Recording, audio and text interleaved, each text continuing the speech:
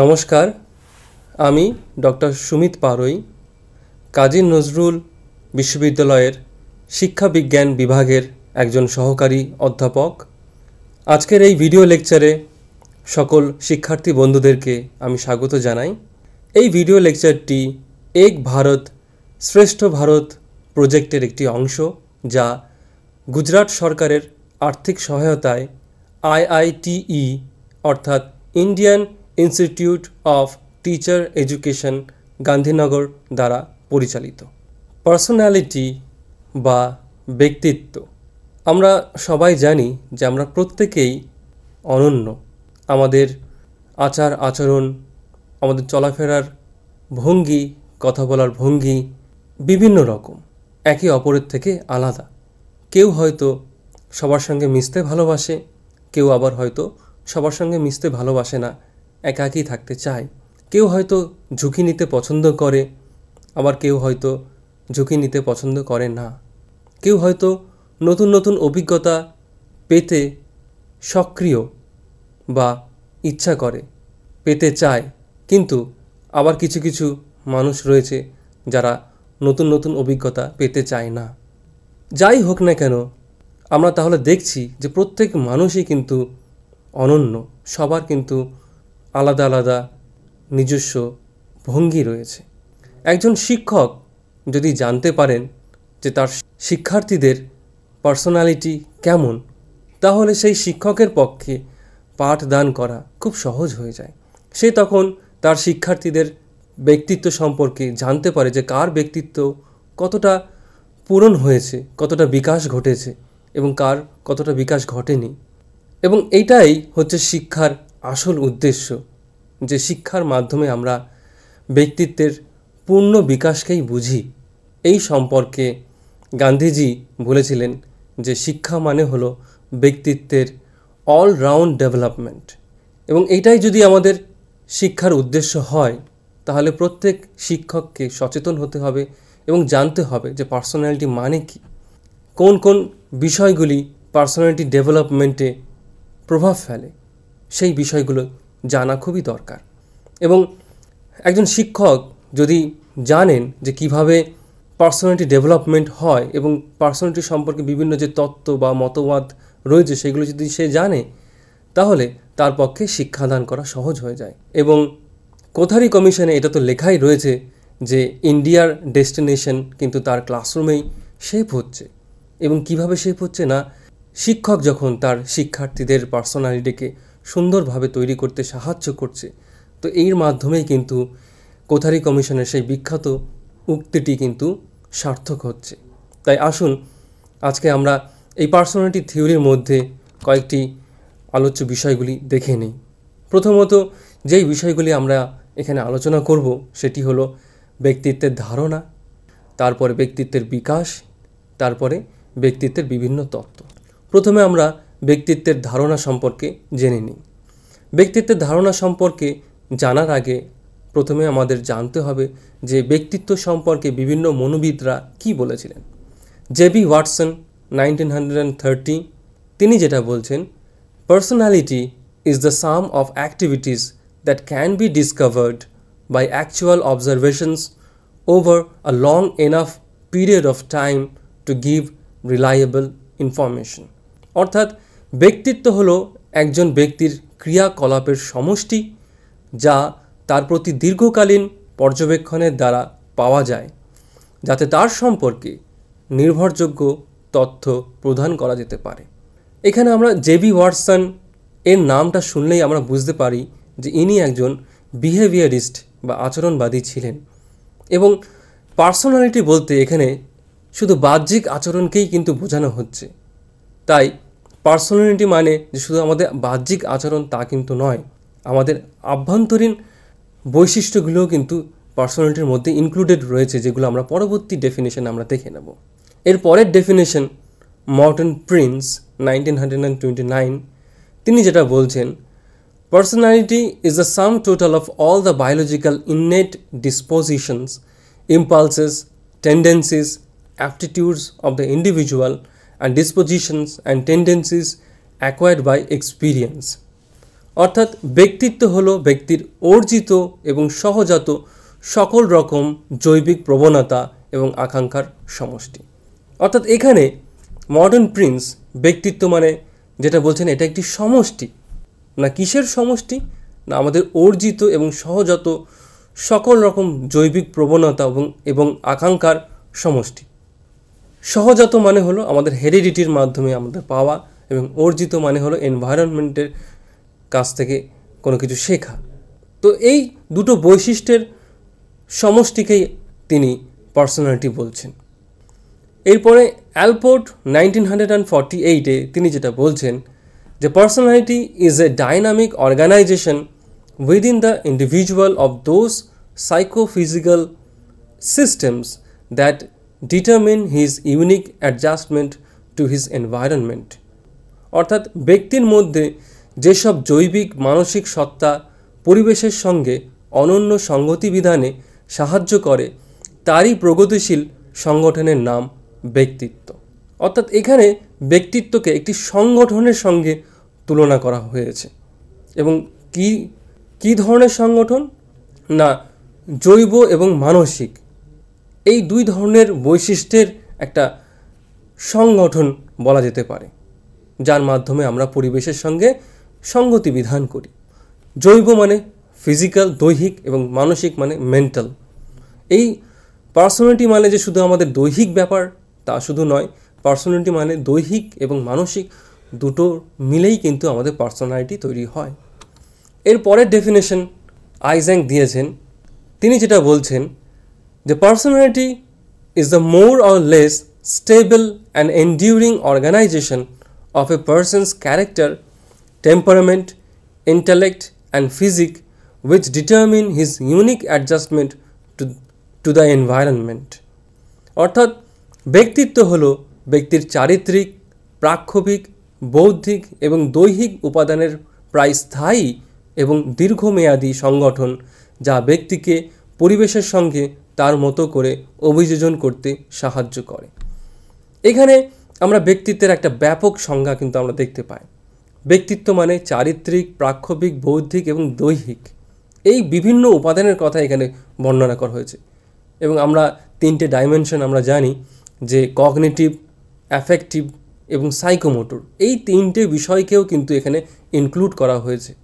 এবং একটু আগে আমরা অ্যালপোর্টের যে ডেফিনেশনটা দেখছিলাম সেখানে তিনিও কিন্তু পার্সোনালিটিকে একটি সংগঠন বলছেন, এবং সেই সংগঠনটা নাকি সেই সংগঠনটি হলো ডাইনামিক সংগঠন, ডাইনামিক অর্গানাইজেশন। কিন্তু এইখানে আইজ্যাক এই জায়গাটা একটু মতবিরোধ করছেন, বা একটু আলাদাভাবে তিনি বলছেন যে এই যে সংগঠন, এই সংগঠনটি কিন্তু ডাইনামিক নয়, বরং এটা একটা পার্মানেন্ট বা স্থায়ী এবং দীর্ঘমেয়াদী। এর পরের ডেফিনেশনটা দিয়েছেন S.R. ম্যাডি 1976। তিনি যেটা বলছেন যে personality is the stable set of characteristics and tendencies that determine those commonalities and differences in the psychological behavior, thoughts, feelings and actions of people that have continuity in time and that may or may not be easily understood in terms of the social and biological pressures of the immediate situation alone। অর্থাৎ ব্যক্তিত্ব হলো আমাদের চিন্তায়, আবেগে এবং কর্মে অন্যদের সঙ্গে ভিন্নতা এবং অভিন্নতা আনে এমন একগুচ্ছ স্থায়ী বৈশিষ্ট্য এবং প্রবণতার সমষ্টি, যা কোনো সামাজিক বা দৈহিক পরিস্থিতির চাপে বোঝা যেতেও পারে, আবার নাও যেতে পারে। অর্থাৎ এখানেও আমরা পার্সোনালিটি বলতে এখানে একটি সমষ্টির কথা বলছি। এবং এখানেও S.R. ম্যাডি তিনি আমাদের কগনিটিভ, অ্যাফেক্টিভ এবং সাইকোমোটর যত রকমের আচরণ আমরা করি না কেন, সমস্তগুলোকেই কিন্তু পার্সোনালিটির মধ্যে তিনি আনছেন। এই সমস্ত ডেফিনেশনসগুলোকে যদি আমরা একটা জায়গায় আনি, তাহলে আমরা যেটা পেতে পারি সেটা হলো যে ব্যক্তিত্ব হলো আমাদের জৈব, মানসিক, অর্জিত ও সহজাত বৈশিষ্ট্য ও প্রবণতার প্রায় স্থায়ী সংগঠন, যা আমাদের চেতন ও অবচেতন আচরণ, বিশেষভাবে চিন্তাভাবনা, আবেগ ও কাজ করার পদ্ধতি অন্যদের থেকে কিছু কিছু ক্ষেত্রে আলাদা করে এবং কিছু কিছু ক্ষেত্রে একই করে তোলে এবং পরিবেশের সঙ্গে তার নিজের মতন করে অভিযোজন করতে সাহায্য করে। তো এটাই আমরা দেখলাম যে এটাই হলো ব্যক্তিত্বের একটি ব্যাপক ধারণা, যেখানে একজন ব্যক্তি সে কীরকম দেখতে সেটাও কিন্তু তার ব্যক্তিত্বের একটি অংশ। তার যা যা বৈশিষ্ট্য রয়েছে, সে যেভাবে চিন্তা ভাবনা করছে, তার ফিলিংস সমস্ত কিছুই, এবং শুধু চেতন স্তরে যে সমস্ত আচরণ করছে বা বৈশিষ্ট্য রয়েছে সেগুলোই শুধু নয়, আমাদের অবচেতন স্তরেও আমরা যে সমস্ত আচরণ করে থাকি বা আমাদের যে সমস্ত বৈশিষ্ট্যগুলো রয়েছে সেগুলো কিন্তু, সেই উপাদানগুলোও কিন্তু ব্যক্তিত্বের ধারণার অন্তর্গত। এবং এই ব্যক্তিত্বের মাধ্যমে আমরা যেভাবে পরিবেশের সাথে অভিযোজন করি সেই রকমভাবেই কিন্তু আমাদের প্রত্যেকের মধ্যে অনন্যতা এনে দেয় এই পার্সোনালিটি। এখন আমরা দেখে নেব যে ব্যক্তিত্বের বিকাশ কিভাবে ঘটে। ব্যক্তিত্বের বিকাশ নিয়ে অনেক মনোবিদ তাদের বিভিন্ন মতামত অভিমত দিয়েছেন, কিন্তু তাদের মধ্যে সবথেকে গুরুত্বপূর্ণ হলো কার্ল রজার্সের ভিউ। তিনি যেটা বলছেন যে আমাদের পার্সোনালিটি ডেভেলপমেন্ট ঘটে সেলফ ডেভেলপমেন্টের মাধ্যমে, এবং সেলফ ডেভেলপমেন্ট ঘটে আমাদের সেলফ কনসেপ্ট এর মাধ্যমে। সেলফ কনসেপ্ট মানে হলো যে আমি আমার নিজের সম্পর্কে কী ভাবছি, সেটাই আমার সেলফ ডেভেলপমেন্টে এবং পার্সোনালিটি ডেভেলপমেন্টে সাহায্য করছে। সেলফ কথাটা যখন আসলো তখন একটু দু একটা উদাহরণ নিয়ে দেখা যাক যে এই সেলফ ব্যাপারটা কী বা এই সেলফ বিষয়টা কী। একটি জঙ্গলে যদি একটি বড় আকারের আয়না যদি রাখা হয়, তাহলে তোমাদের কি মনে হয় সেখানে বন্য পশুরা এসে কি করতে পারে? তারা হয়তো ভাববে বা তারা এটাই ভাববে যে অন্য কোনো প্রাণী তারই মতন দেখতে আয়নার পেছনে লুকিয়ে আছে এবং সেখানে সেই প্রাণীটি হিংস্র হয়ে যেতে পারে এবং আক্রমণ করতে পারে। এর কারণটা কি? কারণ প্রাণীটি জানে না বা প্রাণীটির মধ্যে সেলফ কনসেপ্ট নেই, তার নিজের যে একটা স্বাধীন অস্তিত্ব আছে সেই ধারণা তার মধ্যে নেই। বা আমরা মানুষের ক্ষেত্রেও যদি এটা দেখি যে ছোট বাচ্চা, তাকে যদি একটি আয়নার সামনে যদি দাঁড় করানো হয় তাহলে দেখা যাবে যে সে আয়নাটাকে ছুঁতে যাচ্ছে, কারণ সে ভাবছে যে হয়তো অন্য কেউ আয়নার পেছনে লুকিয়ে আছে, কিন্তু তার মধ্যে এখনও সেই সেলফ কনসেপ্ট বা অহংবোধ এই ব্যাপারটা কিন্তু আসেনি। এবং যত দিন যায় সমাজের মধ্যে থাকতে থাকতে শিশু বুঝতে পারে যে তার একটি স্বাধীন অস্তিত্ব আছে। সমাজে অন্যদের সঙ্গে মিথস্ক্রিয়ার ফলে নিজের সম্পর্কে সেলফ ইনসাইট বা আত্মধারণা জন্মায়। তাহলে আমরা দেখতে পাচ্ছি যে পরিবেশ কতটা ইম্পর্ট্যান্ট। আমরা যাদের সাথে মিথস্ক্রিয়া করছি সেই মিথস্ক্রিয়াই কিন্তু আমার ব্যক্তিত্বকে একটা নির্দিষ্ট শেপে নিয়ে আসছে বা ব্যক্তিত্বের বিকাশে সাহায্য করছে। পরিবেশের কথা বলতে গেলে আমরা দুটো আলাদা আলাদা পরিবেশ এখানে দেখতে পাচ্ছি, যে একটা হচ্ছে জাপানিজ কালচার, যেটা কিনা কালেকটিভিস্ট কালচার। সেখানকার কালচারটাই এরকম যে তারা সহযোগিতা এই বিষয়কে বেশি গুরুত্ব দেয়, দলবদ্ধতা এবং একে অপরের উপর নির্ভরশীলতার উপর বেশি জোর দেয়। এবং যদি আমরা দেখি জাপানিজ লোকগুলোও কিন্তু এই রকম ধরনের। মেট্রোতে যখন তারা চড়ে তখন একসাথে ওরা ভিড় করে না, একটা লাইন মেনটেন করে তারা মেট্রোতে চড়ে, এবং যখন কোনো সিঁড়িতে বা এসকেলেটারে তারা উঠছে তারা লাইন মেনটেন করে ওঠে, যাতে যদি কারোর খুব দরকার হয় সেই জন্য এগিয়ে যেতে পারে। তো এই ধরনের বিষয়গুলো এই জাপানিজ লোকদের মধ্যে কিন্তু ফুটে ওঠে, তাদের পার্সোনালিটিতে এই ধরনের বিষয়গুলো ফুটে ওঠে। আর অপরদিকে আমরা আমেরিকার কালচার যদি আমরা দেখি, সেখানকার কালচার হলো ইন্ডিভিজুয়ালিস্টিক কালচার। সেখানে personal autonomy, independence, personal success, self confidence and self expression এইগুলোকে বেশি গুরুত্ব দেওয়া হয়। এবং সেখানকার মানুষগুলো কিন্তু তাদের পার্সোনালিটিও কিন্তু একই রকমের। তারা বেশ কনফিডেন্ট হয়, তারা ইন্ডিপেন্ডেন্ট থাকতে ভালোবাসে, পছন্দ করে। অর্থাৎ আমরা এখানে দেখতে পাচ্ছি যে আমাদের পরিবেশ ভীষণভাবে আমাদের ব্যক্তিত্বের বিকাশে প্রভাব ফেলছে। পরিবেশ যেভাবে রয়েছে সেইভাবেই কিন্তু আমার ব্যক্তিত্ব তৈরি হচ্ছে। শুধু পরিবেশই নয়, আমরা দেখতে পাই যে একজন ব্যক্তি নিজের সম্পর্কে নিজে কি ভাবছে সেটাও কিন্তু তার ব্যক্তিত্বের বিকাশে খুবই গুরুত্বপূর্ণ। এই সংক্রান্ত একটি উক্তি না বললেই নয়, সেটি হলো C.H. স্কুলের লুকিং গ্লাস থিওরিতে তিনি উক্তি দিয়েছিলেন।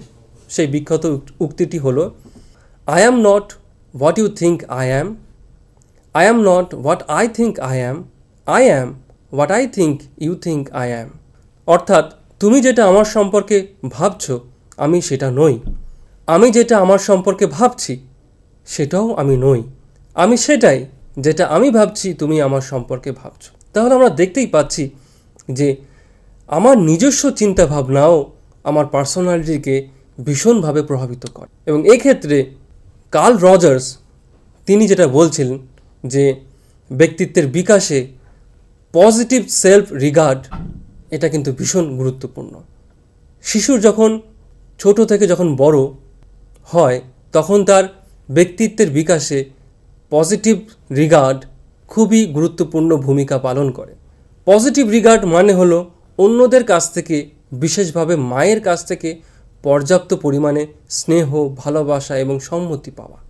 শিশুর ব্যক্তিত্বের বিকাশের ক্ষেত্রে এগুলি কিন্তু খুবই গুরুত্বপূর্ণ বা প্রয়োজনীয়। সত্যিই তো, যদি ছোটোবেলা থেকে যদি তার মা তার সন্তানকে যদি বলে যে তোমার দ্বারা কিছু হবে না, তুমি কিছু পারবে না, তাহলে বড় হয়ে ওই ব্যক্তির ব্যক্তিত্ব কীরকম হতে পারে? আমি কিছু পারবো না, এটাই তো তার ব্যক্তিত্ব হতে পারে। তাই ছোটোবেলা থেকেই কী ধরনের যত্ন বা কী ধরনের ভালোবাসা আমি আমার সন্তানদেরকে দিচ্ছি সেটা কিন্তু তার ব্যক্তিত্ব গঠনে ভীষণভাবে প্রভাবিত করে। পজিটিভ রিগার্ড আবার দুরকম হতে পারে। একটা হচ্ছে কন্ডিশনাল পজিটিভ রিগার্ড, শর্ত সাপেক্ষে কাউকে স্নেহ করা, এবং অপরটি আনকন্ডিশনাল পজিটিভ রিগার্ড বা শর্তহীনভাবে কাউকে স্নেহ করা। এটা তো গেল পজিটিভ রিগার্ড, যেটা ছোটোবেলায় আমরা পাই বা আমরা আশা করি আমাদের মা বাবার কাছ থেকে বা গুরুজনদের কাছ থেকে। কিন্তু যখন শিশু বড় হয়ে যায় তখন মা বাবার উপরে ডিপেন্ড না হয়ে সে নিজের প্রতি কীরকম নিজের যত্ন নিচ্ছে বা নিজের প্রতি কীরকম মনোভাব সে তৈরি করছে সেটা কিন্তু সবথেকে গুরুত্বপূর্ণ তার ব্যক্তিত্বর বিকাশের ক্ষেত্রে। এবং এটাকেই আমরা কিন্তু বলি পজিটিভ সেলফ রিগার্ড, অর্থাৎ নিজের সম্পর্কে কতটা কেয়ার আমি দিচ্ছি, নিজেকে আমি কতটা ভালোবাসি। সত্যি তো, যদি একজন ব্যক্তি সে নিজের প্রতি সন্তুষ্ট না থাকে তাহলে তার ব্যক্তিত্ব কেমন হবে সেটা আমরা বুঝতেই পারছি। বাবা মায়ের যত্ন বা ভালোবাসার থেকে একজন ব্যক্তি নিজেকে কেমন যত্ন নিচ্ছে, নিজেকে কেমন ভালোবাসছে বা নিজের প্রতি নিজের কেমন মনোভাব গঠন করছে সেটাই তার ব্যক্তিত্ব গঠনে সাহায্য করে। প্রত্যেক মানুষের মধ্যে কিছু করার বা বড় মানুষ হওয়ার বা সেলফ অ্যাকচুয়ালাইজেশনের প্রবণতা থাকেই। এই সেলফ অ্যাকচুয়ালাইজেশন প্রবণতা এটা কিন্তু সহজাত অ্যাকর্ডিং টু রজার্স। এবং পজিটিভ সেলফ রিগার্ড যদি যথেষ্ট পরিমাণে না থাকে একজন ব্যক্তির মধ্যে তাহলে এই প্রবণতার কিন্তু ব্যাঘাত ঘটে। অর্থাৎ পজিটিভ সেলফ রিগার্ড যদি পর্যাপ্ত পরিমাণে না থাকে ব্যক্তির মধ্যে কিন্তু সেলফ অ্যাকচুয়ালাইজেশনের টেন্ডেন্সি কমে যাবে, সে হয়তো সেলফ অ্যাকচুয়ালাইজেশন স্তরে পৌঁছাতেই পারবে না। এই কারণে সবসময় এটা দরকার যে নিজের প্রতি নিজের একটা পজিটিভ চিন্তাভাবনা করাটা খুবই দরকার। কার্ল রজার্স তিনি তার সম্পর্কে যদি আমরা দেখি, তিনি কিন্তু নন ডিরেক্টিভ বা client centred method of counselling সর্বপ্রথম চালু করেছিলেন। এবং তিনি যখন অপরাধী শিশুদের নিয়ে গবেষণা করছিলেন তখন তিনি এটাই বলছিলেন যে এদের অপরাধী শিশুদের কারেক্টিভ মেজার কি হতে পারে, এদের পার্সোনালিটি ঠিক করার জন্য আমরা কি করতে পারি। তখন তিনি এটাই বলেছিলেন যে আজকে তারা অপরাধী শিশুতে পরিণত হয়েছে এই কারণ তাদের মধ্যে পজিটিভ সেলফ কনসেপ্ট ছিল না। সেই কারণে যদি তাদের মধ্যে পজিটিভ সেলফ কনসেপ্ট থাকতো তারা কিন্তু অপরাধী শিশুতে পরিণত হতো না, তারা ঠিক মতন সেলফ ডেভেলপমেন্ট তাদের মধ্যে হয়নি। এবং এই সংক্রান্ত দুটি বিষয়, যেটি কংগ্রুয়েন্স এবং ইনকংগ্রুয়েন্স, এই দুটি ধারণা কার্ল রজার্স দিচ্ছে যে অনেক সময় আমরা আমাদের নিজেদের সম্পর্কে একটি ধারণা তৈরি করছি যে আমি কেমন, এবং বাস্তবে হচ্ছে সেটা ঠিক অন্য রকম। এরকম যদি হয়ে থাকে, এই ব্যাপারটাকে আমরা বলে থাকি ইনকংগ্রুয়েন্স। একজন শিক্ষার্থী সে সায়েন্টিস্ট হতে চাইছে, কিন্তু সে কয়েকটি সহজ অঙ্কগুলো করতে পারছে, কিন্তু খুব জটিল অঙ্কগুলি সে করতে পারছে না। তবুও সে সায়েন্টিস্ট হওয়ার জন্য খুবই চেষ্টা করছে, এবং হয়তো সে ফটো তুলতে পারে, ফটোগ্রাফি করতে পারে খুব ভালো। সেই দিকে না গিয়ে সে সায়েন্টিস্ট হওয়ার জন্য চেষ্টা করছে। অর্থাৎ তার প্রতিভা রয়েছে অন্যদিকে, আর বাস্তবে হচ্ছে আর একটা জিনিস। অর্থাৎ তার নিজের সম্পর্কে সে ভালো করে চিনতে পারেনি, নিজের সম্পর্কে একটি ভুল ধারণা তার রয়েছে, এবং সেটি বাস্তবের সাথে কিন্তু মিলছে না। এই যে বাস্তবের সাথে এবং আমার নিজের ধারণার সঙ্গে যে দূরত্ব, এই দূরত্ব যদি বেশি হয়ে যায়, তখন আমরা এটাকে বলি ইনকংগ্রুয়েন্স। আর যদি আমি যেটা আমার সম্পর্কে ভাবছি আর বাস্তবেও সেটা হচ্ছে, তখন একটা মিল থাকে, এবং সেলফ কনসেপ্ট এবং রিয়েল ওয়ার্ল্ড এক্সপিরিয়েন্সের সঙ্গে একটা কিন্তু মিল থাকে, কাছাকাছি থাকে। এই ব্যাপারটাকে আমরা বলে থাকি কংগ্রুয়েন্স। অর্থাৎ শিশুর ব্যক্তিত্বের বিকাশের ক্ষেত্রে কংগ্রুয়েন্স খুবই সাহায্যকারী। অর্থাৎ আমাদের কংগ্রুয়েন্সের দিকে এগোতে হবে, তাহলেই আমাদের ব্যক্তিত্বের বিকাশ ভালোভাবে ঘটবে। এই পর্যন্ত গেল ব্যক্তিত্বের কিভাবে বিকাশ ঘটে। তো সেই ক্ষেত্রে আমরা দেখলাম যে আমাদের পরিবেশ এবং আমাদের নিজস্ব চিন্তা ভাবনা, আমাদের মা বাবার যত্ন ছোটোবেলায়, এই সমস্ত কিছুই কিন্তু আমার পার্সোনালিটি ডেভেলপমেন্টে সাহায্য করছে। আজকে আমি কী ধরনের পার্সোনালিটি সম্পন্ন মানুষ হব, সেটা টোটালি ডিপেন্ড করছে এই বিষয়গুলোর উপরে। এখন আমরা দেখে নেব ব্যক্তিত্বের বিভিন্ন তত্ত্ব। ব্যক্তিত্বের তত্ত্বগুলিকে সাধারণত আমরা দুভাগে ভাগ করতে পারি। একটা হলো টাইপ থিওরি এবং আরেকটি হলো ট্রেট থিওরি। টাইপ থিওরিতে দেখা হচ্ছে যে মানুষের দেহের গঠন অনুযায়ী তার ব্যক্তিত্ব কেমন হতে পারে সেটা বিচার করা হচ্ছে এখানে, এবং এখানে সেটাই বলা হচ্ছে যে ব্যক্তিত্বের ধরন নির্ভর করে ব্যক্তিত্বের দেহের গঠনের উপরে। এবং এই সংক্রান্ত শেলডন বলেছেন মানুষের দেহের গঠন 3 রকম হতে পারে। অর্থাৎ তিনি মানুষের দেহের গঠনকে 3 রকমের ক্যাটাগরিতে বিভক্ত করেছেন। একটি হলো এন্ডোমরফিক, যারা একটু মোটাসোটা, গোলগাল দেখতে, এবং তাদেরকে আমরা বলে থাকি এন্ডোমরফিক। তারপরে মেসোমরফিক, যাদের বডি অ্যাথলেটিক টাইপের, এবং 3 নম্বর হচ্ছে একটোমরফিক, যারা একটু রোগা এবং লম্বা টাইপের। এন্ডোমরফিক এই ধরনের ব্যক্তিদের দেহ একটু মোটাসোটা ও গোলগাল হয়। এই ধরনের ব্যক্তিরা বেশিরভাগ সময় হাসি খুশি, অন্যদের সঙ্গে মিশতে ভালোবাসে এবং খুব স্নেহশীল হয়। মেসোমরফিক এই ধরনের ব্যক্তিদের দেহের গঠন খুব রোগাও না এবং খুব মোটাও না, বরং পুষ্ট, এবং এরা ঝুঁকি নিতে পছন্দ করে, দুঃসাহসিক হয় এবং শারীরিক কাজকর্ম করতে ভালোবাসে। এরপরে একটোমরফিক, এদের দেহের গঠনটা রোগা এবং লম্বা হয়। এরা আত্মকেন্দ্রিক ও নেতিবাচক হয় এবং অন্যদের সঙ্গে বেশি একটা মেলামেশা করতে চায় না। এরপরে আমরা চলে আসি ট্রেট থিওরিতে। ট্রেট থিওরির প্রথম থিওরি আমরা দেখে নেব ক্যাটেলের থিওরিটা। যেরকমভাবে আমরা দেখলাম টাইপ থিওরিতে মানুষের দেহের গঠন বিচার করে তার ব্যক্তিত্ব বিচারিত হয়, বা ব্যক্তিত্ব কীরকম হবে সেটা নির্ধারিত হয়। এখানে ট্রেট থিওরিতে বলা হচ্ছে যে একজন ব্যক্তির ব্যক্তিত্ব কেমন হবে তা নির্ভর করে তার মধ্যে কি কি ট্রেট বা সংলক্ষণ আছে, এবং এদের মধ্যে কোন সংলক্ষণটি মুখ্য। সংলক্ষণ বলতে বোঝায় বিভিন্ন পরিস্থিতিতে ব্যক্তির প্রতিক্রিয়ার একটি নির্দিষ্ট এবং অপেক্ষাকৃত স্থায়ী ধারা। এবং ক্যাটেল পার্সোনালিটি সম্পর্কে যেটা বলছেন যে তার মতে ব্যক্তিত্ব হলো সেটাই যা আমাদের অনুমান করতে সাহায্য করে যে কোনো একটি বিশেষ পরিস্থিতিতে একজন ব্যক্তি কেমন আচরণ করবে, কার ব্যক্তিত্ব কেমন হবে সেটা বিচার করার জন্য তিনি টাইপের বদলে ট্রেটের উপরেই নির্ভর করেছিলেন। পার্সোনালিটির উপরে ক্যাটেল যে গবেষণাটি করেছিলেন সেটা কিন্তু সুদীর্ঘ ছিল, এবং তার গবেষণার মধ্যে তিনি ফ্যাক্টর অ্যানালিসিস নামক একটি স্ট্যাটিস্টিক্যাল মেজার প্রয়োগ করেছিলেন। ফ্যাক্টর অ্যানালিসিসে আমরা অনেক তথ্যকে সংকুচিত করতে পারি। এই ধরনের স্ট্যাটিস্টিককেই আমরা ফ্যাক্টর অ্যানালিসিস বলে থাকি। এবং ক্যাটেল তিনি যত রকমের ট্রেট হতে পারে সেইগুলোকে তিনি দুভাগে ভাগ করেছিলেন। একটি হলো কমন ট্রেট আর একটি হলো ইউনিক ট্রেট। কমন ট্রেট মানে কি না, কমন ট্রেট মানে হলো সেই সমস্ত ট্রেট যেগুলি বেশিরভাগ মানুষের মধ্যে দেখা যায়। উদাহরণ বুদ্ধিমত্তা, হাস্যকৌতুকতা, অন্যদের সঙ্গে বন্ধুত্ব করা, এগুলি প্রত্যেক মানুষের মধ্যেই কম বেশি থাকে। এই ট্রেটগুলিকেই আমরা সার্বজনীন ট্রেট বলে থাকি বা কমন ট্রেট বলে থাকি। আর এছাড়াও তিনি কমন ট্রেটের পাশাপাশি ইউনিক ট্রেটের কথাও তিনি বলেছিলেন, যে কিছু কিছু ট্রেট আছে যা আমাদেরকে অন্যদের থেকে আলাদা করে তোলে। এই ট্রেটগুলি আমাদের ইন্টারেস্ট এবং অ্যাটিটিউড দেখে বোঝা যায়। যেমন কোনো কোনো ব্যক্তিদের ম্যাথামেটিক্সের প্রতি আকর্ষণ বেশি, আবার কোনো কোনো ব্যক্তিদের হিস্ট্রি বা লিটারেচারের উপর আকর্ষণ বেশি। পৃথিবীতে সবার কিন্তু ম্যাথামেটিক্সের উপর আকর্ষণ নেই, শুধু কয়েকজন মাত্র ব্যক্তিদেরই আছে, তাই এটি ইউনিক ট্রেট। কিন্তু যদি ম্যাথামেটিক্সের উপর সবার আকর্ষণ থাকতো তখন সেটি কমন ট্রেট বলা হতো।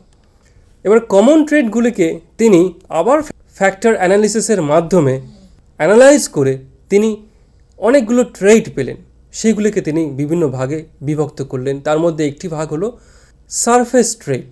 সারফেস ট্রেট মানে সেই সকল ট্রেট যা সচরাচর আমাদের আচরণে পরিলক্ষিত হয়, যেমন চেয়ারফুলনেস, প্রফুল্লতা, স্পন্টেনিয়েটি, স্বতঃস্ফূর্ততা, ফ্রেন্ডলিনেস, বন্ধুত্বভাবাপন্নতা ইত্যাদি।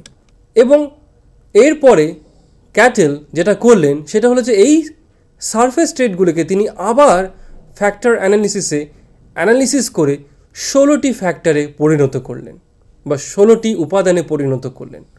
এবং এই 16টি ফ্যাক্টরকেই তিনি বলছেন সোর্স ট্রেট। এই 16টি উপাদানের দ্বারাই আমাদের ব্যক্তিত্ব গঠিত হয় বা কার পার্সোনালিটি কীরকম তা আমরা অনুমান করতে পারি এই 16টি উপাদানের দ্বারাই। সারফেস ট্রেটকে তিনি বিশ্লেষণ করার সময় আরও কয়েকটি ট্রেটে তিনি বিভক্ত করেছিলেন। সারফেস ট্রেটগুলিকে সোর্স ট্রেটে পরিণত করার আগে ক্যাটেল যখন কমন ট্রেটগুলোকে সারফেস ট্রেটে বিভক্ত করলেন তখন তিনি অনেক রকমের ট্রেট পেয়েছিলেন বা সারফেস ট্রেটগুলিকে তিনি 3টে শ্রেণীতে ভাগ করেছিলেন। সেগুলি হলো এবিলিটি ট্রেট, অর্থাৎ সেই সকল ট্রেট যা আমাদের কোনো লক্ষ্য পূরণের কাজে সাহায্য করে, যেমন বুদ্ধিমত্তা। টেম্পারামেন্ট ট্রেট, অর্থাৎ এগুলি আমাদের মেজাজ সংক্রান্ত ট্রেট, যেমন রাগী, বিরক্ত হওয়া বা হাসিখুশি থাকা ইত্যাদি। ডাইনামিক ট্রেট, এগুলি আমাদের সকল আচরণকে নিয়ন্ত্রণ করে, যেমন প্রেরণা, মোটিভেশন, ইন্টারেস্ট ইত্যাদি। এবং 16টি সোর্স ট্রেট ক্যাটেল পেয়েছিলেন, যেটা দ্বারা তিনি একজন ব্যক্তির পার্সোনালিটি কেমন অনুমান করতে পেরেছিলেন। সেই সোর্স ট্রেটগুলি হলো বা সেই ফ্যাক্টরগুলি হলো, প্রথম যে ফ্যাক্টরটি তিনি পেয়েছিলেন সেটি হলো মানুষের স্বভাব সংক্রান্ত। অর্থাৎ দু রকমের স্বভাব হতে পারে, একটা হচ্ছে রিজার্ভড আর একটা হচ্ছে আউটগোয়িং বা চাপা স্বভাবের, এবং আরেক দল বা আরেক প্রকারের হতে পারে আন্তরিক। দ্বিতীয় যে ফ্যাক্টরটি তিনি খুঁজে পেয়েছিলেন সেটি ইন্টেলিজেন্স সংক্রান্ত। অর্থাৎ এই উপাদানে কেউ যদি ভালো স্কোর করে তাহলে তাকে আমরা বলি হাই ইন ইন্টেলিজেন্স বা বুদ্ধিমত্তা তার মধ্যে আছে, আর কেউ যদি লো স্কোর করে তাহলে তাকে আমরা বলি লো ইন ইন্টেলিজেন্স বা ক্ষীণ বুদ্ধিতা। পরের ফ্যাক্টরে স্পর্শকাতরতা এবং অনুভূতিমূলক পরিপক্কতা। পরের ফ্যাক্টর সহজেই বশ্যতা স্বীকার করা এবং প্রভুত্ব বজায় রাখা। তার পরের ফ্যাক্টর গুরুগম্ভীর এবং নির্ঝঞ্ঝাট। তার পরের ফ্যাক্টর নিয়মনীতি নৈতিকতা না মেনে কাজ করা এবং নিয়মনীতি নৈতিকতা মেনে কাজ করা। তার পরের ফ্যাক্টর ভীতু এবং দুঃসাহসিক। তার পরের ফ্যাক্টর শক্ত মনের এবং তার বিপরীত হলো কোমল হৃদয়। পরের ফ্যাক্টর বিশ্বাস প্রবণতা, সন্দেহভাজন। নেক্সট বিনীত কল্পনাপ্রবণ। স্পষ্ট বক্তা বা সরাসরি আর কূটনীতিক। নেক্সট আত্মবিশ্বাসী এবং শঙ্কিত। নেক্সট রক্ষণশীল মনোভাব এবং পরিবর্তন প্রিয়তা। নেক্সট দলের উপর নির্ভরশীল এবং আত্মনির্ভরতা। নেক্সট উচ্ছ্বাস প্রবণতা এবং তার বিপরীত সংযত অভিব্যক্তি। পরের উপাদান, এবং লাস্ট উপাদান রিল্যাক্সড বা নিরুদ্বেগ, এবং তার অপোজিট উদ্বেগ বা টেন্সড। তো এইরকমভাবে ক্যাটেল বলেছিলেন যে এই 16টি উপাদানের দ্বারাই মানুষের ব্যক্তিত্ব গঠিত হয়, বা কারোর ব্যক্তিত্ব যদি অনুমান করতে হয় তাহলে এই 16টি উপাদানের নিরিখেই আমাকে কারোর ব্যক্তিত্ব বিচার করতে হবে। এবং এই সংক্রান্ত তিনি একটি টেস্ট তৈরি করেছিলেন যেটি ক্যাটেল 16PF নামক, এবং এখানে এই ট্রেডগুলির উপরেই ব্যক্তিকে বিচার করা হয়, এবং প্রত্যেকটি উপাদানে কে কীরকম স্কোর করে। কেউ যদি হাই স্কোর করে কোনো একটা উপাদানে, ফর এক্সাম্পল এই Q4 ফ্যাক্টরে, তাহলে সেই ব্যক্তি হবে উদ্বেগ, সে একটু টেন্স টাইপের। আর কেউ যদি এই ফ্যাক্টরে Q4 ফ্যাক্টরে যদি কম স্কোর করে, লো স্কোর করে, তাহলে সেই ধরনের ব্যক্তিত্ব হবে রিল্যাক্স টাইপের। এর পরের যেই তত্ত্বটি আমরা দেখে নেব সেটি হলো আইজ্যাঙ্কের 3 ডাইমেনশনাল মডেল অফ পার্সোনালিটি, বা এটাকে আমরা ট্রেইট কাম টাইপ অ্যাপ্রোচও বলে থাকি।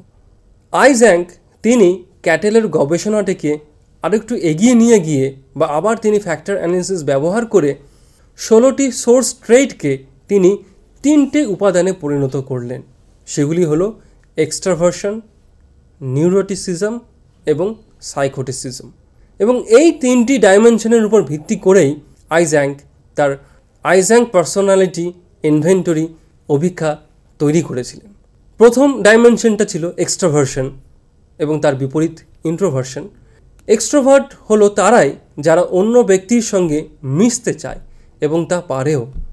এরা সব সময় প্রাণ খোলা, এরা বাইরের লোকের সঙ্গে মেলামেশা করতে না পারলে তৃপ্তি পায় না। এরা সমাজে প্রভুত্ব বজায় রাখতে ভালোবাসে এবং উচ্ছ্বাসী প্রবণ ও সাহসিক মনোভাবাপন্ন হয়। অন্যদিকে ইন্ট্রোভার্ট মানে এমন ধরনের ব্যক্তি যারা সহজে বাইরের লোকের সঙ্গে মেলামেশা করতে চায় না, আত্মকেন্দ্রিক চিন্তায় মগ্ন থাকতে ভালোবাসে।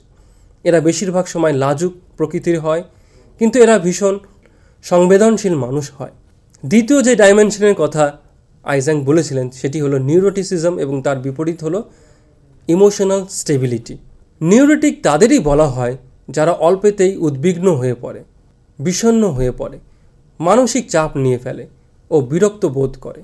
এই ধরনের ব্যক্তিদের সেলফ এস্টিম বা আত্মসম্মান বোধ খুব কম এবং অপরাধ বোধ খুব বেশি হয়ে থাকে।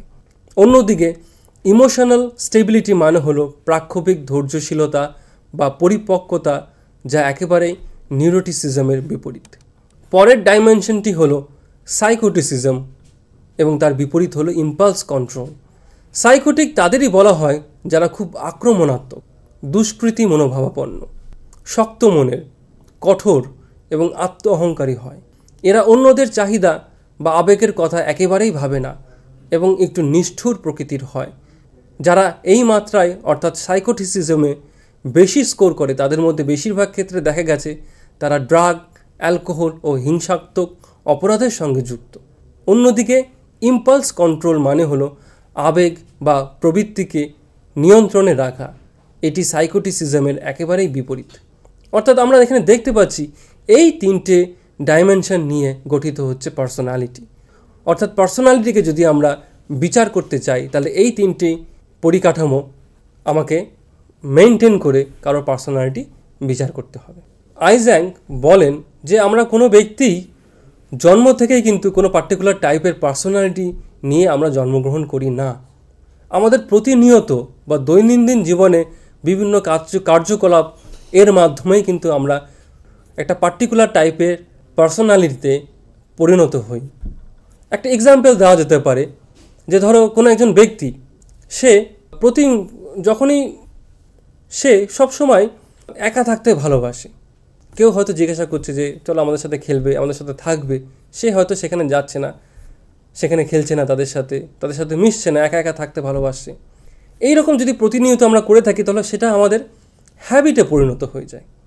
ওকে, এটা আমাদের হ্যাবিটে তৈরি হয়ে যায় এবং কতগুলি হ্যাবিট নিয়ে তৈরি হয় ট্রেট, যেমন সোশ্যাল সাইনেস, এবং কতগুলি ট্রেট নিয়ে তৈরি হয় টাইপ অর্থাৎ ইন্ট্রোভার্সন। অর্থাৎ আমাদের দৈনন্দিন জীবনের বিভিন্ন যে কাজকর্ম আমরা করছি সেইগুলো থেকেই আমাদের তৈরি হচ্ছে হ্যাবিট, হ্যাবিট থেকেই তৈরি হচ্ছে ট্রেট, আর কিছু কিছু ট্রেট থাকলেই সেগুলোকে আমরা বলে থাকি এই একটা পার্টিকুলার টাইপের পার্সোনালিটি। এইভাবে আমাদের পার্সোনালিটি সংঘবদ্ধ বা সংগঠিত হয়। এরপরে আমরা যেই তত্ত্বটি দেখে নেব সেটা হলো বিগ 5 ফ্যাক্টর থিওরি, যেটাই রবার্ট ম্যাকক্র এবং পল কস্টা দিয়েছিলেন। তারা ক্যাটেলের 16টি উপাদানকে তারা বলেছিল যে এগুলো বেশি হয়ে যাচ্ছে, আর আইজ্যাককে 3টে উপাদানকে বলেছিল যে এটাও কম হয়ে যাচ্ছে, এবং মাঝামাঝি একটা জায়গা আসার জন্য তারা সেই একই টেকনিক ব্যবহার করে 5টি উপাদানের কথা তারা বলেন। অর্থাৎ এই 5টি উপাদান দিয়েই আমাদের ব্যক্তিত্ব গঠিত, বা কারোর যদি ব্যক্তিত্ব পরিমাপ করতে হয় তাহলে আমাদের এই 5টি উপাদানের নিরিখে পরিমাপ করতে হবে। এই 5টি উপাদান হলো neuroticism, এক্সট্রাভার্সন, openness to experience, এগ্রিয়েবলনেস and কনসেনশিয়াসনেস। এগুলি মনে রাখার জন্য একটি টেকনিক ব্যবহার করা যেতে পারে ওশন, একটি শব্দের মাধ্যমে OCEAN. O for openness, C for conscientiousness, E for extraversion, A for agreeableness, N for neuroticism. তো এই 5টি উপাদান আমরা এই ওশন শব্দটির মাধ্যমে মনে রাখতে পারি। এবারে প্রত্যেকটি উপাদান আমরা এক এক করে দেখে নিই। প্রথম উপাদানটি হলো নিউরোটিসিজম, বনাম আবেগ সাম্যতা।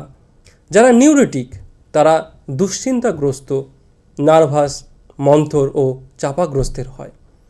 আর আবেগ সমতাদের বৈশিষ্ট্য হলো সমাহিত, দৃঢ়চিত্ত, চাপহীন ও আনন্দচিত্ত। এক্সট্রাভার্সন বহির্মুখিতা বনাম অন্তর্মুখিতা। যারা বহির্মুখী তারা সামাজিক, অস্থিরচিত্ত, কর্তৃত্বপ্রিয়, ঝুঁকিপ্রবণ, আবেগপ্রবণ ও উদ্যমী প্রকৃতির হয়ে থাকেন।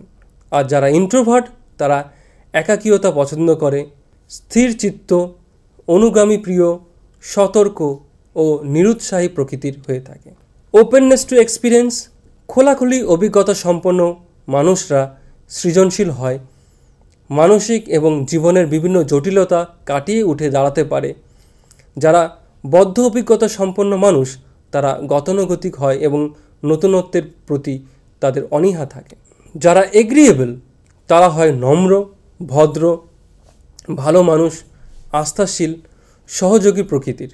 কিন্তু যাদের এগ্রিয়েবলনেস অভাব আছে তারা গোয়ার, খিটখিটে হয় এবং এদের মধ্যে বিশ্বাসযোগ্যতার অভাব ও নেতিবাচক মানসিকতা দেখা যায়।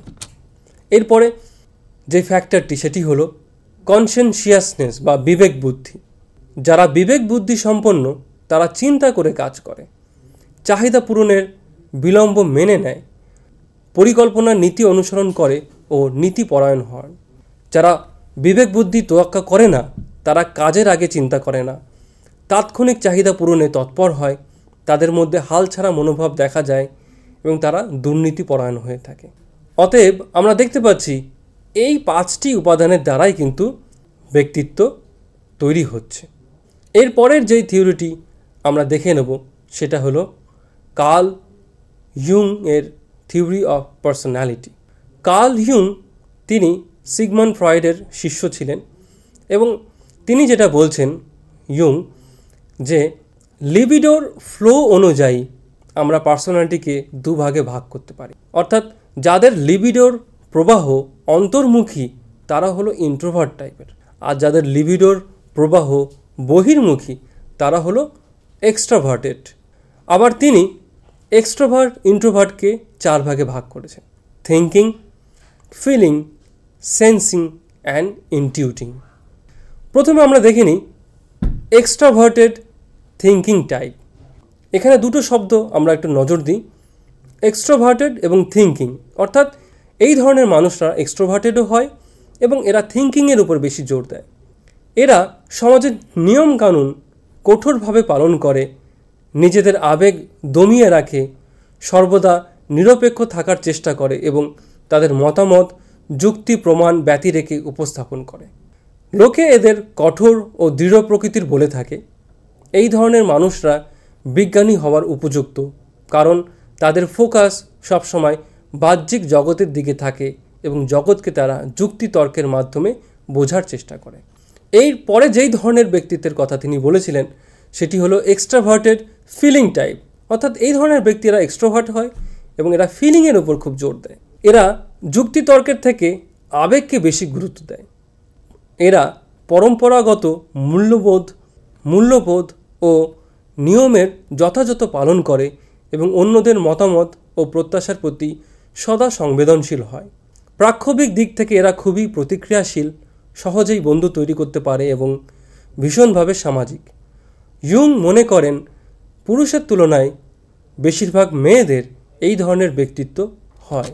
এরপরে এক্সট্রোভার্টেড সেন্সিং টাইপ, অর্থাৎ এই ধরনের ব্যক্তিরা এক্সট্রোভার্টেড এবং এরা বা সেন্স এক্সপিরিয়েন্সকে বেশি গুরুত্ব দেয়। এই ধরনের ব্যক্তিরা সুখ ও আনন্দের অভিজ্ঞতার উপরে বেশি ফোকাস করে। তারা সবসময় জীবনে নতুন কোনো অভিজ্ঞতা পেতে চায়। তারা সবসময় বাস্তবমুখী এবং যে কোনো পরিস্থিতিতে নিজেদেরকে মানিয়ে নিতে সক্ষম। বেশিরভাগ ভ্রমণ পিপাসী মানুষদের এই ধরনের ব্যক্তিত্ব হয়ে থাকে। এরপর এক্সট্রোভার্টেড ইনটিউটিং টাইপ, অর্থাৎ এই ধরনের ব্যক্তিরা এক্সট্রোভার্টেড এবং এদের মধ্যে ইনটিউশন বা অন্তর্দৃষ্টি এই জিনিসটা বেশি থাকে। তারা সহজেই অন্তর্দৃষ্টি বা ইনটিউশন পায়।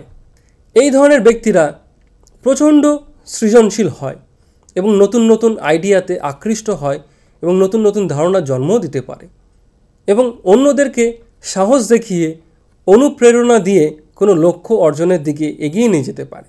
এরা বেশিরভাগ সময় অন্তর্দৃষ্টির উপর ভিত্তি করে সিদ্ধান্ত নিয়ে থাকে, যা বাইরে থেকে হঠকারী মনে হলেও সিদ্ধান্তটি সঠিক থাকে। বেশিরভাগ রাজনৈতিক নেতা এবং সফল ব্যবসায়ী এই ধরনের ব্যক্তিত্ব সম্পন্ন হয়ে থাকে। এরপরে ইন্ট্রোভার্টেড থিঙ্কিং টাইপ, অর্থাৎ এই ধরনের ব্যক্তিরা ইন্ট্রোভার্টেড হয় এবং এরা থিঙ্কিংয়ের উপর বেশি জোর দেয়। এরা অন্যদের সঙ্গে একেবারেই মিশতে চায় না ও পারেও না। আবেগের থেকে এরা চিন্তাভাবনার উপর বেশি জোর দেয়। গোপনীয়তা বজায় রাখতে ভালোবাসে। এদের বাস্তবিক বিচার ক্ষমতা খুবই কম, কিন্তু বিমূর্ত বিষয় নিয়ে সবসময় ব্যস্ত থাকে এরা। অন্যদের থেকে এরা প্রথমে নিজেদেরকে বুঝতে চেষ্টা করে, তাই অনেকেই এদেরকে জেদি, আত্ম অহংকারী, স্বার্থপর বলে থাকে। এরপর ইন্ট্রোভার্টেড ফিলিং টাইপ, অর্থাৎ এই ধরনের ব্যক্তিরা ইন্ট্রোভার্টেড এবং এরা ফিলিংয়ের উপর বেশি জোর দেয়। এদের মধ্যে ভীষণ গভীর আবেগ থাকে, কিন্তু ভালোভাবে আবেগ প্রকাশ করতে পারে না।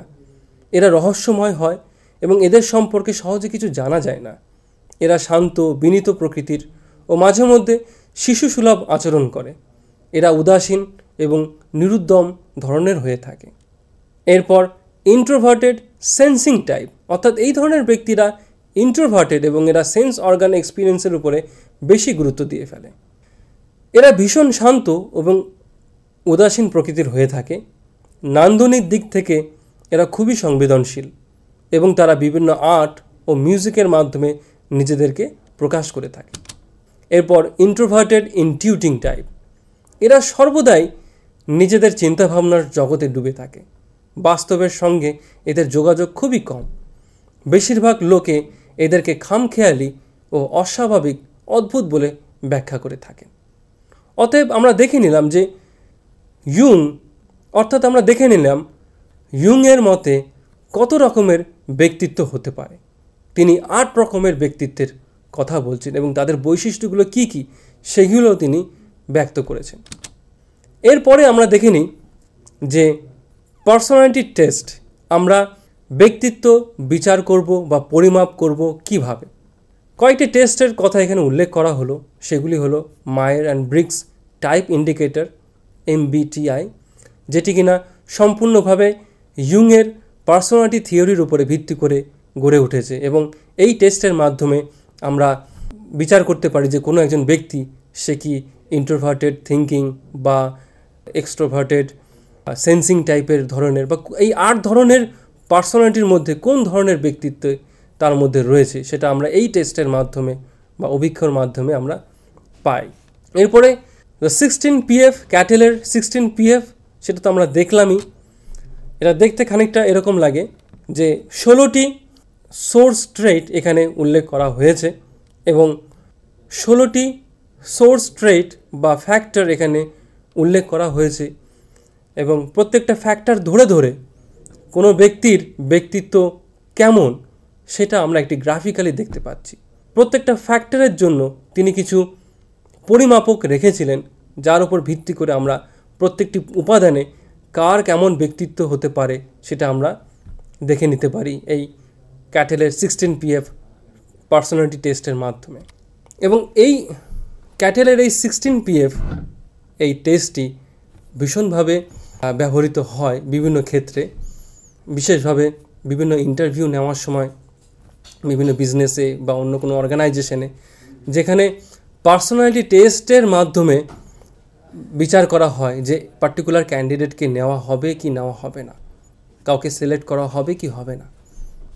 তাদের পার্সোনালিটির এই 16টি উপাদান দেখা হয় এবং মিলিয়ে নেওয়া হয় যে এই 16টি উপাদানের মধ্যে কোন উপাদানগুলি তাদের অর্গানাইজেশনের সাথে জড়িত বা অর্গানাইজেশনের জন্য দরকার, এবং সেই উপাদানগুলিতে ওই ব্যক্তি কীরকম পারফর্ম করছে তার উপর ভিত্তি করে সেই ব্যক্তিকে সিলেক্ট করা হয়। ফর এক্সাম্পল, যদি কোনো একটি সংস্থায় কাউকে রিক্রুট করা হচ্ছে এবং তার যদি ইমোশনাল যে ফ্যাক্টরটা রয়েছে সেইখানে সে যদি ভালো স্কোর না করে তখন তাকে নেওয়া হবে না, আর সে যদি ভালো স্কোর করে তাহলে তাকে নেওয়া হলো। তো এইরকমভাবে বিভিন্ন উপাদানে নিরিখে ব্যক্তি কীরকম পারফর্ম করছে তার উপর ভিত্তি করে তার ব্যক্তিত্ব নির্ধারণ করা হয় এবং বিভিন্ন অর্গানাইজেশনে সিলেকশনের সময়ও কিন্তু এটা কাজে লাগে।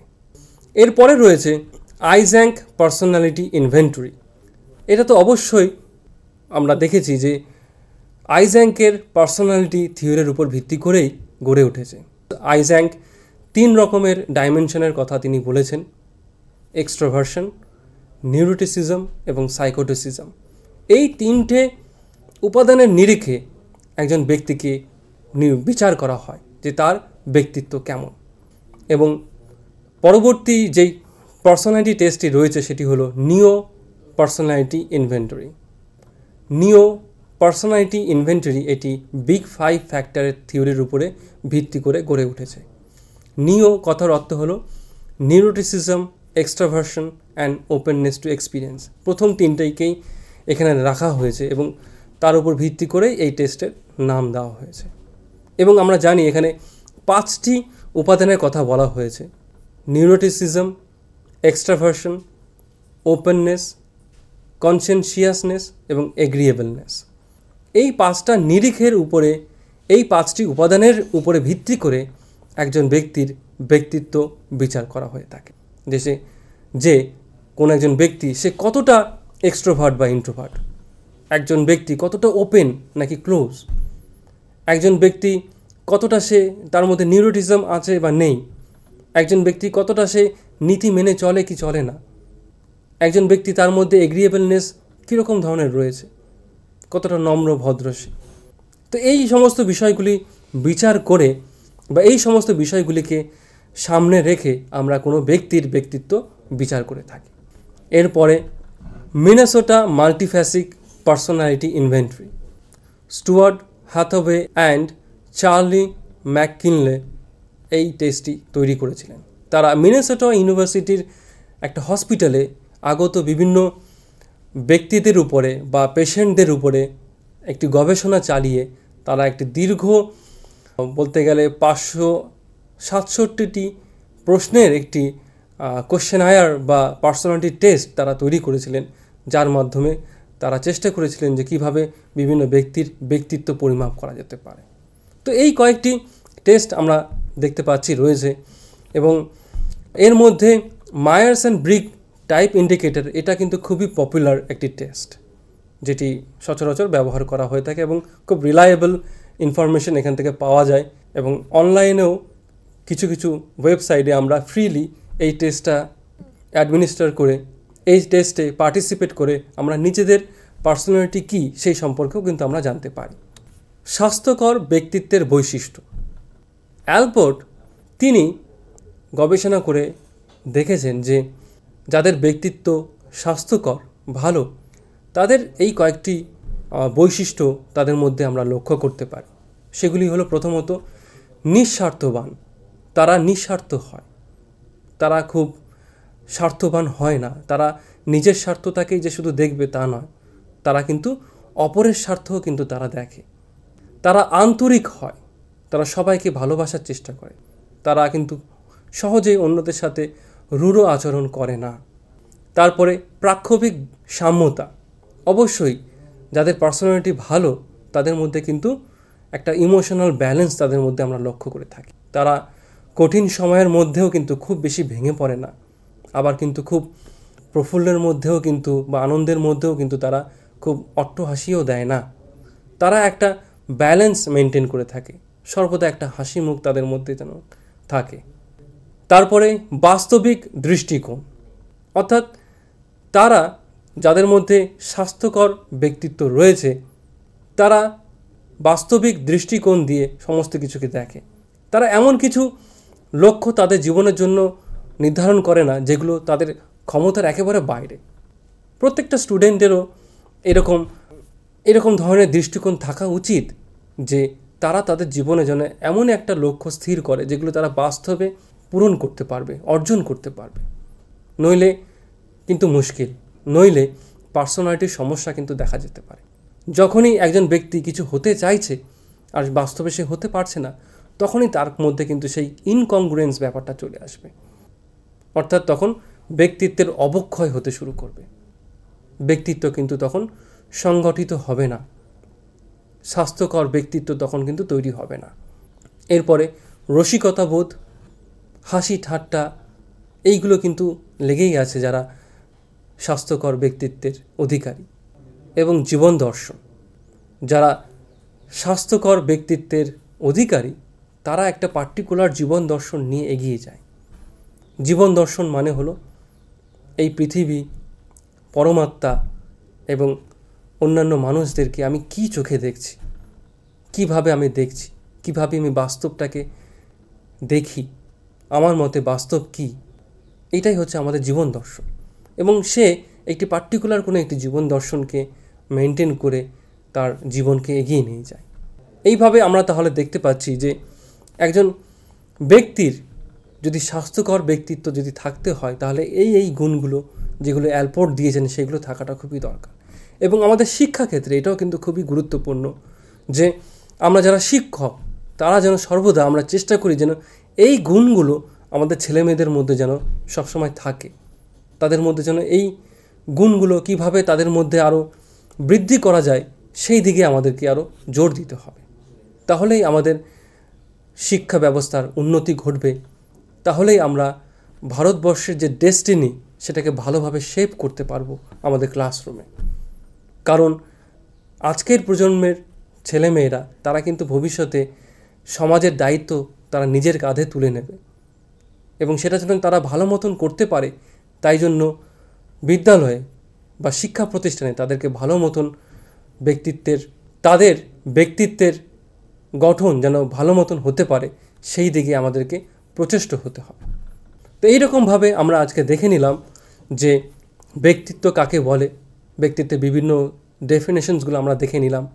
ব্যক্তিত্ব মানে আমরা সংগঠন বা সমষ্টি, এটা আমরা দেখলাম যে এখানে আমাদের দৈহিক, আমাদের মানসিক, আমাদের চেতন, অবচেতন, আমাদের কগনিটিভ, অ্যাফেক্টিভ, সাইকোমোটর সমস্ত ধরনের বৈশিষ্ট্য, আমার মধ্যে যত রকমের বৈশিষ্ট্য আছে সেই সমস্ত বৈশিষ্ট্য সংগঠনকেই আমরা বলতে পারছি পার্সোনালিটি। এবং এই সংগঠনের মাধ্যমে আমি আমার মতন করে পরিবেশের সঙ্গে সঙ্গতি বিধান করি। এবং এরপরে আমরা দেখলাম যে ব্যক্তিত্ব কিভাবে বিকাশ ঘটে, কিভাবে পরিবেশ, কিভাবে সেলফ রিগার্ড, কিভাবে পজিটিভ সেলফ রিগার্ড, এইগুলো ইম্পর্টেন্ট। তো আমরা যখন বড় হয়ে গেছি নিজের প্রতি নিজেরা যেন একটা ভালো ধারণা আমরা তৈরি করতে পারি, তাহলেই আমাদের ব্যক্তিত্ব ভালো মতন তৈরি হবে, স্বাস্থ্যকর হবে। এবং পরবর্তীকালে আমরা ব্যক্তিত্বের বিভিন্ন থিওরি বা তত্ত্বগুলি আমরা দেখে নিলাম। তার মধ্যে বিভিন্ন টাইপ থিওরি এবং ট্রেড থিওরি আমরা দেখে নিলাম। এবং পরবর্তীকালে এই ব্যক্তিত্ব কিভাবে পরিমাপ করা হয় সেটাও আমরা দেখে নিলাম। এবং স্বাস্থ্যকর ব্যক্তিত্বের বৈশিষ্ট্য কী কী হতে পারে সেইগুলো আমরা আলোচনা করে নিলাম। আশা করি আজকের এই লেকচারটি ভালো লেগেছে এবং এখান থেকে অনেক কিছু শেখার জিনিস তোমরা বুঝতে পেরেছো, এখান থেকে অনেক বিষয় তোমরা শিখতে পেরেছো এবং তোমাদের লাইফে তোমরা কাজে লাগাবে। আশা করছি আজকের এই ভিডিও লেকচারটি তোমাদের ভালো লেগেছে এবং এর দ্বারা তোমরা উপকৃত হবে। এই প্রজেক্টে অংশগ্রহণ করতে পেরে আমি খুবই গর্বিত এবং তার জন্য Indian Institute of Teacher Education গান্ধীনগরকে আমি অসংখ্য ধন্যবাদ জানাই। Thank you.